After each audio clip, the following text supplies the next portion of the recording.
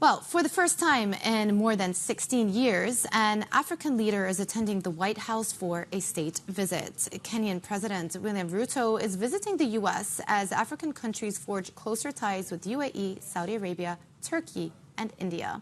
Let's bring in Bloomberg's Ondiro Oganga, who's in Kigali, and just walk us through some of the highlights from President William Ruto's tour so far. Joumanna, I think, as you've said, the cherry on top of the cake is President William Ruto's visit to the White House. And from his joint press conference with President Joe Biden, you could get a sense that the U.S. is committed to partnering and working with Kenya, particularly in expanding its digital ecosystem for as long as Kenya continues to make the right investment in different areas. And President William Ruto reiterated that commitment, saying that the country will expanding their investment in things like digital technology to expand access to all Kenyans and tap into that digital economy. There was also several meetings with leaders in technology industry in the U.S., particularly the leaders from companies like Alphabet Inc. and Tineo, and the conversation was centered around cybersecurity and artificial intelligence. There was also some funding that has come from this trip, $32 million to go into STEM education from U.S. Agency for International Development. Coca-Cola committing 23 billion Kenya shillings over the next 5 years, and also there'll be multi-million investments going into Kenya from DFC, and that will bring the U.S. total portfolio in Kenya to about $1 billion.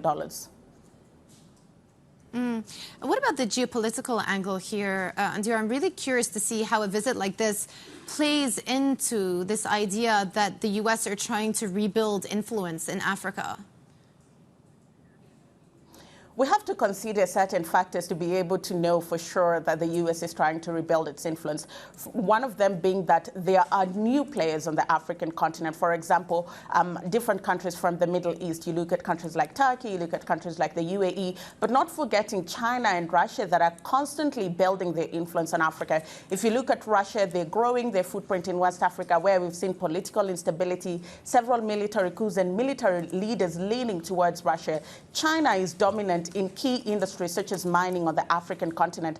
And you see the leeway that they used on the continent. These are countries that are saying, come as you are on the business table, you're a partner and an equal. The U.S., on the other hand, their money in partnership comes with conditionalities, one of them being human rights and touchy issues such as LGBTQ. African leaders want to be able to work with everybody to fuel their development needs without being brought into the geopolitical tension that the U.S. has with some of its partners. And also, if you look at funding, the UAE, very bullish, $46 billion pledged in 2023, investing in infrastructure, investing in things like renewable energy. China, $26 billion, but the U.S. only pledged $55 billion in 2023 over a period of 3 years. So President Joe Biden might be trying to rebuild those bridges, but he will need a clear-cut strategy on what their Africa plan is beyond aid and humanitarianism.